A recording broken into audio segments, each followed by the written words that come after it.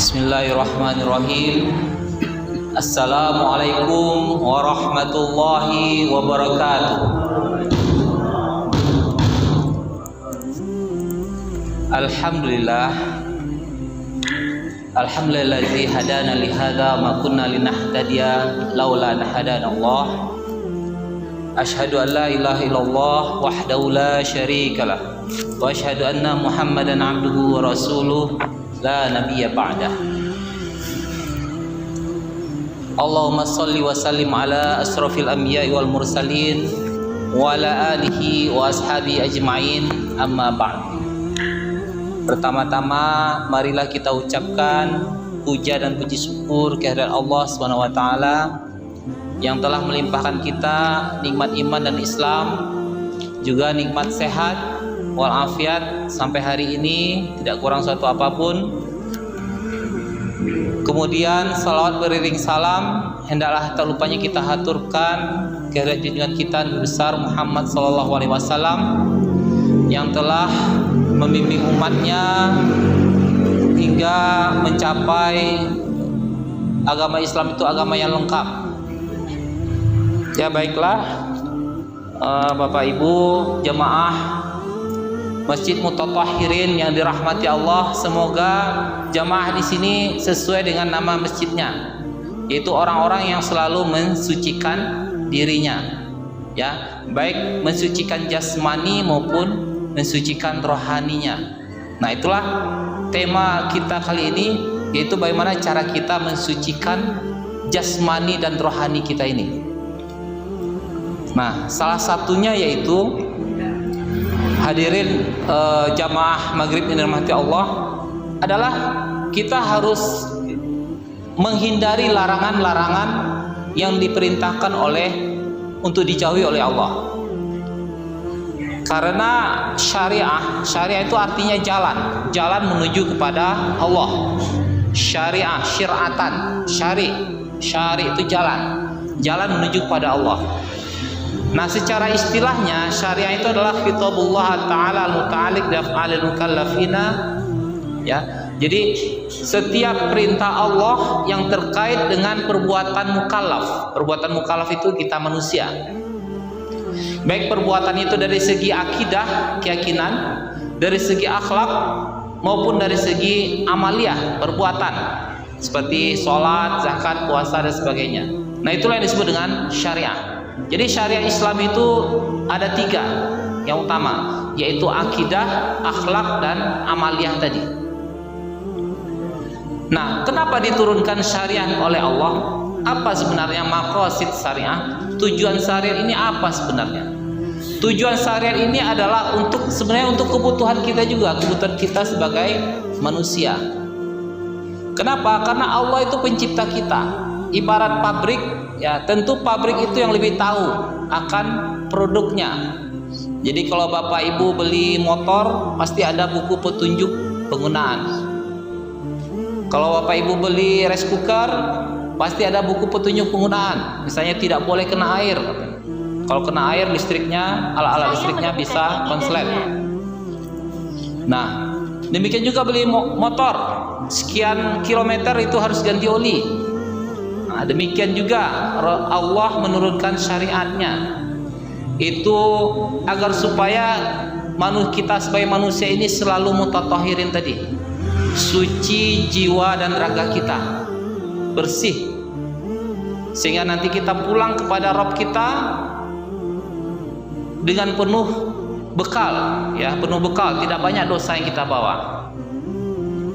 Jadi maqasid syariah itu ada 5, Bapak-bapak, ibu-ibu. Yang pertama itu hifzuddin, menjaga agama.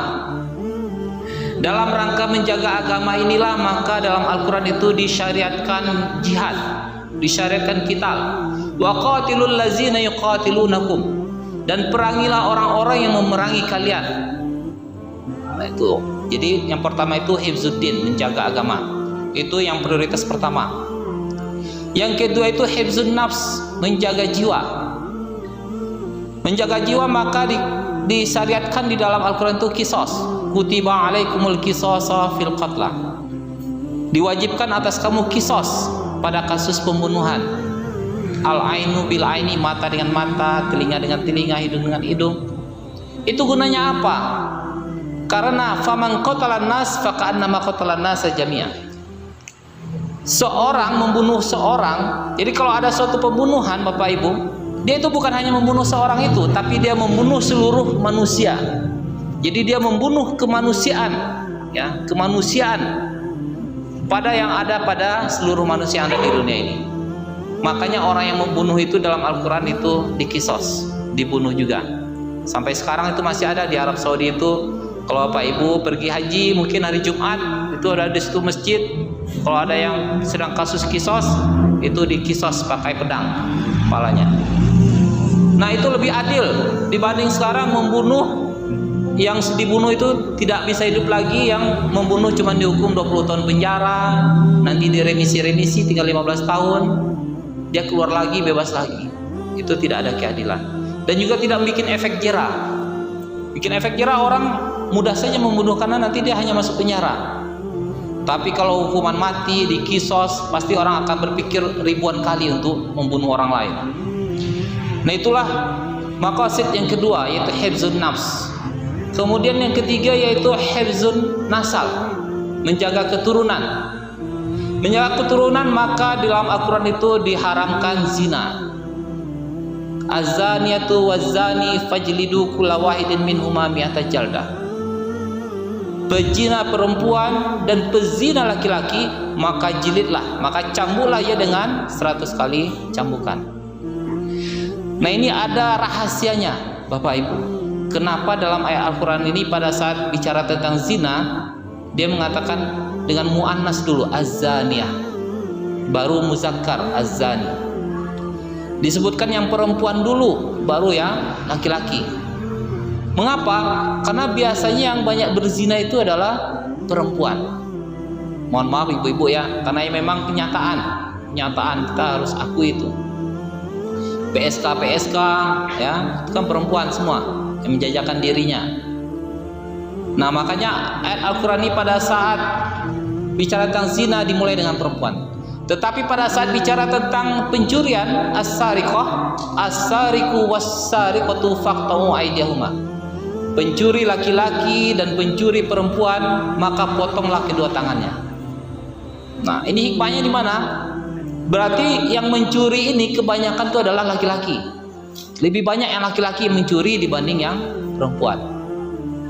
Makanya pada saat bicara tentang hukuman pencurian, itu potong tangan, maka dimulai dengan muzakkar, as-sariqu was-sariqatu.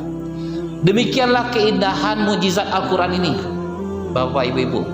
Jadi memang benar-benar sesuai dengan fakta dan kenyataan yang ada di masyarakat, di lapangan. Jadi itulah, untuk menjaga keturunan ini maka diharamkan zina. Mengapa?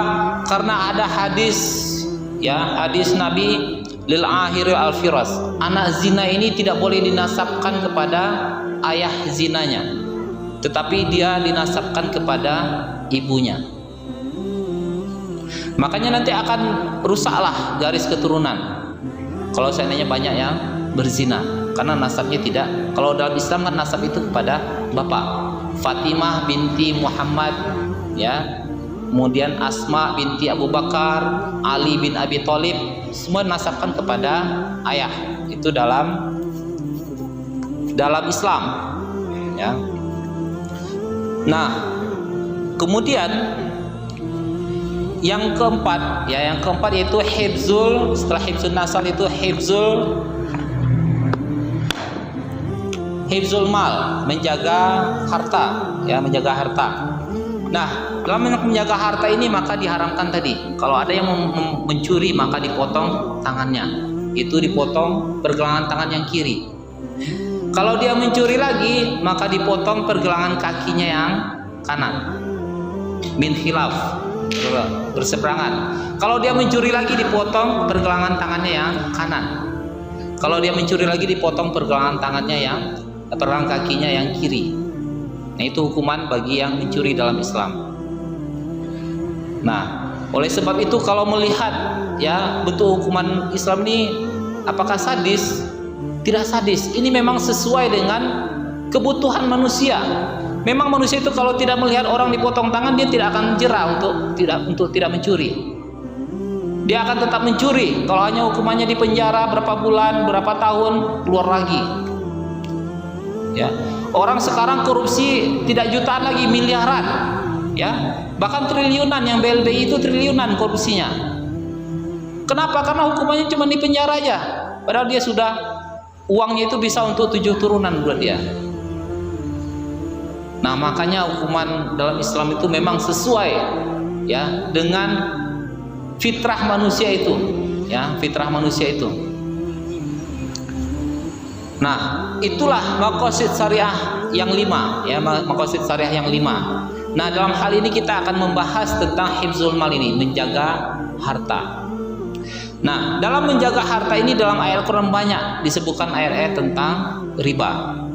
Ayat tentang riba. Dalam satu ayat disebutkan oleh Allah, wa halal bai'a wa harramar riba. Dihalalkan jual beli dan diharamkan riba. Kemudian dalam ayat yang lain disebutkan allazina yakuluna riba la yakumuna illa kama yakumul ladzi yatakhabatu syaitanu minal mas zalika bi annahum qalu innamal bai'u mislu riba. Wa halal bai'a wa harramar riba. Jadi apa sih riba itu sebenarnya? Nah, riba itu adalah az-ziyadah, tambahan.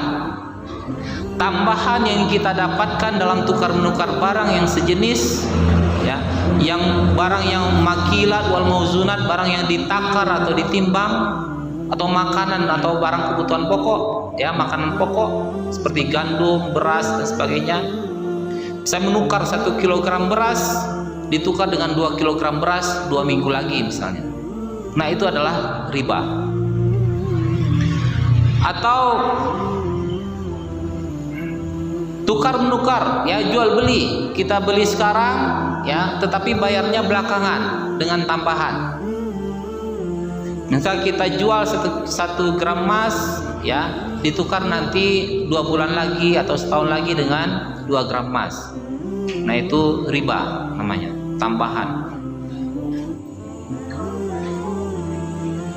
Nah, ma'asyiral muslimin rahimakumullah, riba ini sangat ditekankan oleh Allah keharamannya, ya. Bahkan dalam hadis disebutkan as-sab'ul mubiqat, 7 hal yang membinasakan manusia. Salah satunya adalah aklur riba, memakan riba. Kita lihat bapak-bapak ibu, saya sering ke pasar, ya, pasar bawah, ke Or Kuning, itu ada yang jalan-jalan itu bawa buku kecil, ya, pergi ke pedagang-pedagang itu. Rupanya ngapain dia? Rupanya dia mengambil angsuran pinjaman dengan riba, dan bunganya itu tinggi itu. Nah, itu kan menzolimi sebenarnya. Kenapa diharamkan oleh Allah riba ini? Karena pertama dia itu zolim, menganiaya orang lain, mengeksploitasi orang miskin. Orang yang punya uang dieksploitasinya orang miskin. Dia hanya putar-putar keliling-keliling pasar, ya, dapat dia uangnya berlipat ganda. Dari uang modal 1 juta dia menjadi 2 juta. Sedangkan sepedagang ini kesusahan dia. Kadang berdagangannya nggak laku, kadang dagangannya busuk dan sebagainya, banyak risikonya. Tapi orang yang keliling-keliling ini dia tidak ada risiko. Uangnya itu tiap hari dapat dia angsuran terus. Nah, jadi ada eksploitasi orang kaya kepada orang miskin. Jadi si kaya itu semakin kaya, orang yang miskin itu semakin miskin. Jadi jangan sampai bapak-bapak, ibu-ibu yang ada di masjid ini ikut ke rentenir itu, ya, lintah darat itu. Karena kalau kita ikut dengan mereka, meminjam dengan mereka, berarti kita menyuburkan riba. Berarti kita membolehkan riba sehingga nanti dia semakin berkembang di daerah kita ini. Di Surokamba itu Bapak Ibu, itu dibuatnya apa? Panduk besar. Kalau di sini juga boleh. Kalau ada orang-orang itu keliling di sini. Daerah kami melarang keras rentenir datang ke daerah kami. Dibuatnya besar-besar. Bapak Ibu bisa lihat di Surokamba itu. Karena saya tinggal di Ampang Gadang, sering lihat lewat di sana. Nah, dulu pernah kejadian di Sarojo. Ada rentenir itu yang minta angsuran, orangnya marah gitu kan. nggak punya duit tahu gimana, akhirnya terjadi pembunuhan. Jadi dampak riba ini pada manusia itu, pada masyarakat kita itu sangat besar sekali. Ya, dampaknya pertama bikin hati tidak tenang, dikejar-kejar rentenir, dikejar-kejar angsuran setiap hari. Tidak tenang. Kalau hati sudah tidak tenang, maka ibadah juga tidak tenang. Ya, ibadah tidak tenang. Kemudian juga kalau kita berdoa, doa kita tidak dikabulkan Tuhan. Karena ada hadis Rasulullah mengatakan, malbasu haram, mat'amu haram, mashrabu haram, fa'ina yustajabu min. Bajunya itu baju yang haram, dari harta haram. Masrabuhu, minumannya dari minuman yang haram. Maksudnya sumber hartanya itu untuk membeli minuman itu dari harta haram. Makanan itu sumbernya dari harta yang haram. Nah, bagaimanakah Tuhan akan mengabulkan doanya? Sedangkan Allah itu thayyib, layak balu ilat thayyib. Allah itu baik dan tidak menerima kecuali yang baik-baik. Jadi sungguh ya, makanya di dalam syariat Islam, riba itu sampai 4 kali tahapan pengharaman riba itu. Di dalam tarikh tasyrik, Bapak Ibu sebenarnya saya pelajari, itu kenapa syariat Islam itu ada pentahapannya, ya. Seperti pentahapan khamar, minuman keras itu sampai 4 kali ayatnya diturunkan. Jadi berangsur-angsur secara persuasif. Kenapa? Supaya hati manusia itu siap untuk menerima bahwasanya ini minuman keras haram. Jadi tidak langsung dikatakan minuman keras haram, nanti bisa memberontak. Maka itulah hikmahnya, maka ada pentahapan dalam syariat Islam. Nah, kalau dalam riba ini 4 kali tahapannya. Yang tahap yang pertama, Bapak Ibu, ayat Al-Quran itu mencela dan menghina perbuatan riba kaum Yahudi. Karena orang Yahudi ini yang terkenal berbuat riba. Fabizulmi minal ladzina hadu harramna alaihimut thayyibat zalika biannahum akilu riba. Nah, karena kezaliman orang-orang Yahudi, maka kami haramkan bagi mereka hal-hal yang thayyib. Bapak Ibu tahu bank di Eropa itu, yang bank terbesar di Eropa itu milik Yahudi, Rothschild. Yang Perang Dunia Kedua kemudian besar dia jadi konglomerat, nah itu Yahudi. Di Amerika juga Yahudi, ya. Yang di Wall Street, bank-bank itu Yahudi.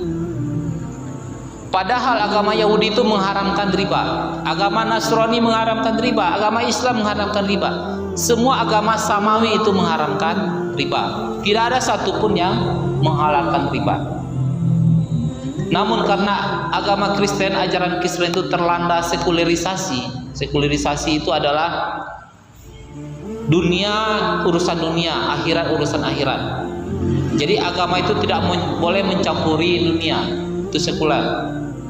Makanya gereja hanya di gereja saja, tidak boleh dia mencampuri urusan ekonomi, keuangan. Makanya berkembang pesat di Eropa itu bank-bank.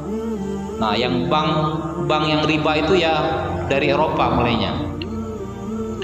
Nah, kemudian yang kedua, tahapan yang kedua, Allah membedakan antara riba dengan zakat. Wa ma ataitum min riba liyurbu fi amwalin nas fala yarbu minallahi syai'a. Dan apa yang kamu datangkan dari harta riba supaya menambah harta tersebut, maka tidak bertambahlah menurut Allah. Wa ma ataitum min zakatin turiduna wajhallah faulaika humuz mud'ifun. Dan apakah yang kamu tambahkan dengan zakat, ya, yang kamu mengharapkan ridho Allah dengan zakat tersebut, ya, bukan karena ria, bukan karena terpaksa dan sebagainya, tapi benar-benar lillahi ta'ala, maka itulah harta yang dilipat gandakan bagi kalian. Itu tahapan yang kedua dalam pengharaman riba. Jadi berangsur-angsur Allah itu memberikan seperti pencerahan kepada manusia yang pada saat jahiliyah itu terbiasa dengan riba jahiliyah. Jadi mereka meminjam 1 juta, ternyata mereka terlambat membayarnya, maka kena denda, yaitu bunganya ditambah. Nah, itu namanya riba jahiliyah, zaman dulu tuh biasa. Makanya Allah berangsur-angsur secara persuasif supaya manusia itu, masyarakat jahiliyah itu bisa menerima keharaman riba. Nah, tahap yang ketiga, Allah itu menjelaskan tentang bahwasanya tidak boleh memakan riba yang berlipat ganda. Ya ayyuhallazina amanu la taqulur riba at'afan mudha'afa. Janganlah kalian memakan riba yang berlipat ganda. Berlipat ganda 100%, 200%. Nah, janganlah. Itu diterangkan oleh Allah. Jadi pada saat itu berarti yang tidak berlipat ganda masih boleh pada saat tahapan ayat ini. Kemudian yang terakhir barulah Allah membatalkan ya secara mutlak, mengharamkan secara mutlak riba, baik yang berlipat ganda maupun tidak. Dengan ayatnya yang terkenal itu wa ahallal bai'a wa harramar riba, dan dihalalkan jual beli dan diharamkan riba. Nah, kemudian orang-orang Yahudi mengatakan, ya, innamal bai'u mislur riba. Sesungguhnya jual beli itu sama saja dengan riba. Kalau jual beli, kita beli barang modal, misalnya modal 10.000 ya. Mesti kita jualnya tidak mungkin 10.000. Kita jualnya 11.000, 12.000 ya. Karena ada margin keuntungan yang kita ambil atau laba. Demikian juga kalau riba, kata orang Yahudi ini. Kalau kita pinjamkan 10.000 ya kita kembalikan 11.000, kan sama aja dengan jual beli. Nah, itu bantahan orang-orang Yahudi yang sudah terbiasa dengan riba. Kemudian dibantah lagi Allah, walaisal bai'u mislu riba, dan tidaklah jual beli itu sama dengan riba. Jual beli itu ada barangnya, ada resiko barang itu tidak terjual. Ya. Sedangkan riba, ya, itu tukar menukar tanpa imbalan. Ya, jadi dia pinjamkan uang, tidak ada imbalan barangnya, tetapi dikembalikan lagi dalam bentuk uang, tapi ditambah uang tersebut. Nah, itulah riba itu. Ya, ada tambahan dalam pinjaman itu. Nah, itu Allah mengatakan. Jadi kalau yang ini tidak ada risiko, yang riba ini tidak ada risiko. Bapak Ibu lihat sendiri di bank konvensional. Kalau 1 bulan terlambat angsuran, SP1, surat peringatan pertama. 2 bulan SP2, surat peringatan kedua. 3 bulan SP3, peringatan ketiga. Nanti 4 bulan sudah, kalau nggak bisa lagi kita itu mengangsur, sita jaminan, dilelang jaminan kita. Nggak ada ruginya mereka itu, ada jaminan itu. Jadi orang yang riba itu, ya, nggak ada risiko. Yang ada risiko itu pedagang. Kadang jualannya laku, kadang jualannya nggak laku, kadang uangnya habis, modalnya habis, ya balik modal, kadang malah rugi. Nah, jadi itu beda antara jual beli dengan riba.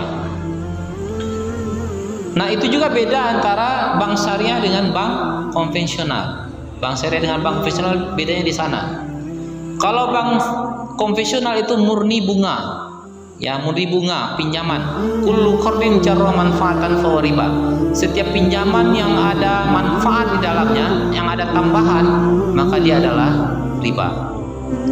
Jadi seluruh ulama Islam di dunia itu sepakat bahwasanya bunga bank ini haram. Mengapa haram? Ya, karena sekarang sudah ada bank syariah, sudah ada solusinya.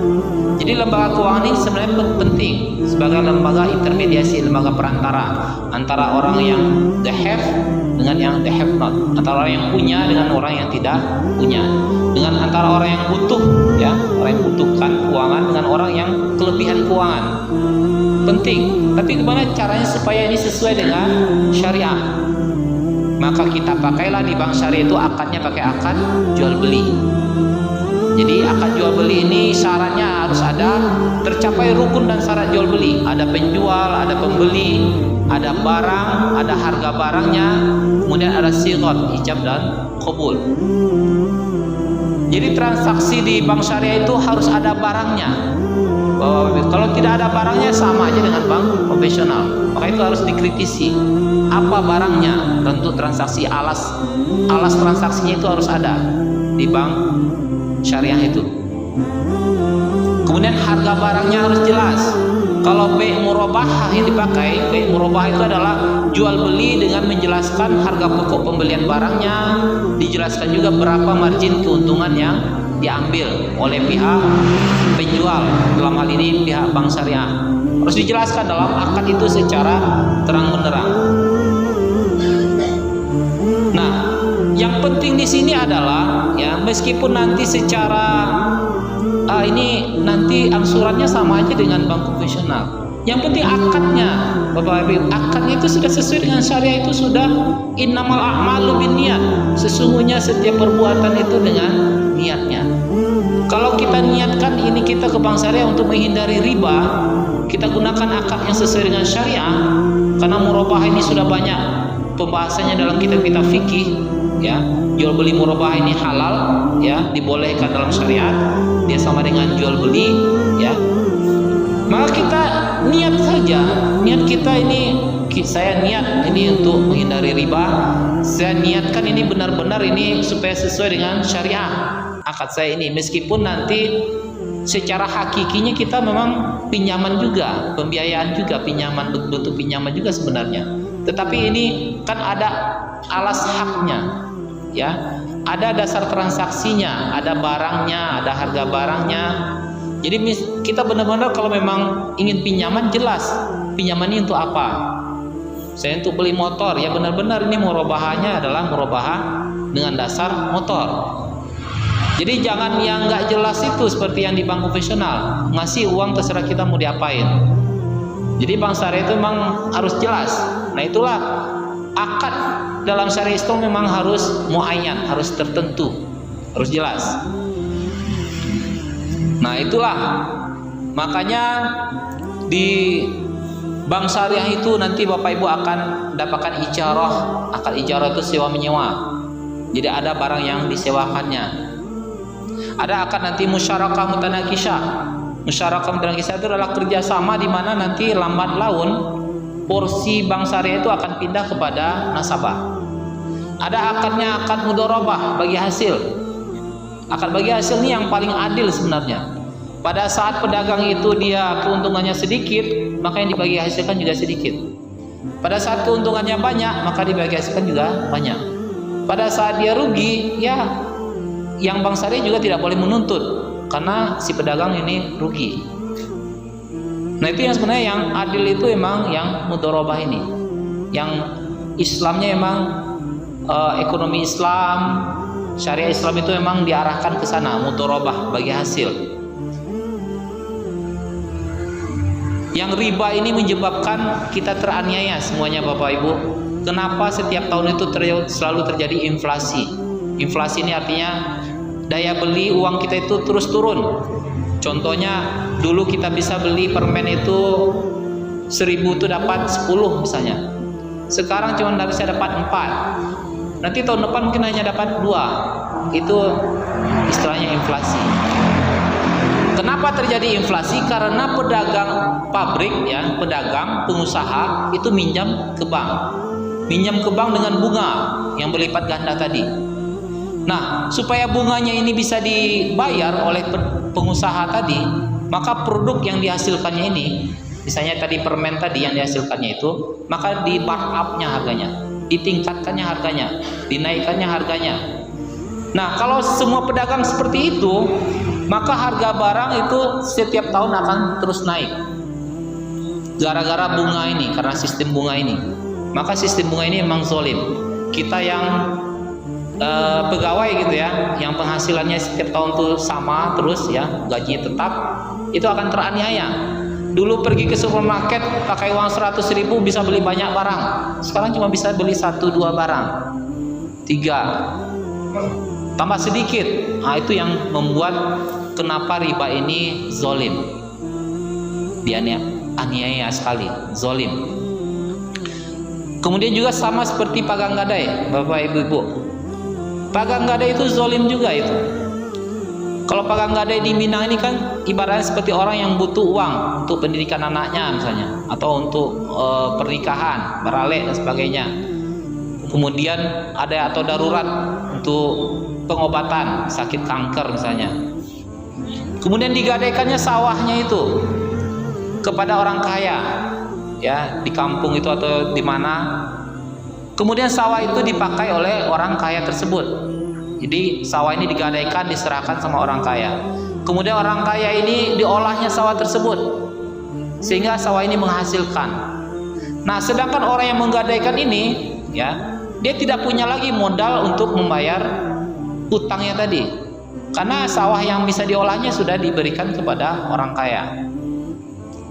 Nah, makanya tadi kullu qardin jarra manfaatan fa riba. Setiap pinjaman yang ada manfaat, tambahan dalamnya juga adalah riba. Jadi pagang gadai itu sama dengan riba. Jadi jangan sampai kita makan uang dari pagang gadai itu. Nah, bagaimana solusinya ini supaya tidak riba? Nah, di dalam Islam itu ada rahan tasjili, gadai itu yang digadaikan itu adalah sertifikatnya, suratnya, surat girinya, tanda kepemilikannya saja. Ya, sama dengan kita menggadaikan BPKB mobil, sama kita menggadaikan SHM, sertifikat hak milik rumah. Itu yang digadaikan itu saja. Tetapi tanahnya, sawahnya masih bisa kita garap. Nah, itu yang lebih adil. Nah, nanti kita bikin akad kapan jangka waktu pinjamannya. Kalau dia tidak melunasi, apa sanksinya? Nah, itu jelas-jelas dalam akadnya. Nah, itu lebih adil dibanding tadi sawahnya itu diserahkan kepada yang orang kaya tadi, sehingga orang miskin ini sampai beranak pinak, sampai punya cicit, sawah tadi tidak juga bisa diambilnya lagi, tidak bisa dikembalikannya lagi. Itu banyak kasus pada pagang gadai. Nah, itulah zolimnya riba itu, karena manusia itu memakan riba tadi memang hawa nafsu. Ya, manusia itu kan ingin mengumpulkan harta sebanyak-banyaknya. Makanya di dalam hadis Rasulullah dikatakan akilur riba wa mukiluhu wa syahidu kulluhum finnar. Pemakan riba, wakilnya, notarisnya, yang mencatatnya, saksinya, semuanya di neraka. Kemudian dikatakan riba ini ibarat salasah wa sab'una baban. Dosa riba ini 73 pintu. Pintu yang terendah itu ibarat seorang anak yang menikahi ibunya. Nah, itu pintu yang menzinai seorang anak menzinai ibunya. Padahal zina itu sudah dosa besar. Nah, ini menzinai ibunya lagi. Berarti dosa riba ini memang lebih besar daripada dosa zina. Nah, itu bapak-bapak, ibu-ibu jamaah maghrib yang dimuliakan Allah, itu sama Bapak Ibu. Di Aceh itu Bank Aceh Syariah sekarang sudah ada berlaku konon lembaga keuangan syariah di Aceh. Seluruh bank konvensional itu tidak boleh lagi beroperasi di Aceh karena dia daerah istimewa yang menerapkan syariat Islam. Jadi seluruh bank konvensional ditendang dari Aceh semua, tidak ada lagi bank konvensional. Jadi mau tidak mau masyarakat Aceh itu harus bermuamalah, bertransaksi ke bank syariah. Nah, itu istimewanya Aceh itu, karena dia memperjuangkan syariat Islam di negerinya. Nah, kita harapkan nih Bank Nagari udah menjadi syariah. Nah, bagaimana dengan akadnya itu? Apakah cukup dengan pindah dari konvensional ke syariah? Kalau diniatkan nawa itu nggak apa-apa, ya kan. Wazaru ma baqiya minar riba walakum ma salaf. Di dalam ayat Al-Qur'an katakan yang sudah berlalu berlalulah, kata Tuhan. Ya. Wazaru ma baqiya minar riba, dan tinggalkanlah sisa daripada riba itu, kata Tuhan. Yang sudah berlalu itu tidak dihitung lagi. Kita mulai lembaran baru dengan bank syariah. Nah, itu mungkin untuk sementara jawabannya. Nanti mungkin kaji ini panjang, ini bisa kita lanjutkan lagi nanti bulan depan Bapak Ibu, karena sudah masuk waktu Isya. Ya, kita cukupkan sekian supaya tidak mengganggu sholat Isya kita. Baiklah, kurang dan lebihnya saya mohon maaf. Wabillahi taufiq wal hidayah. Wassalamualaikum warahmatullahi wabarakatuh.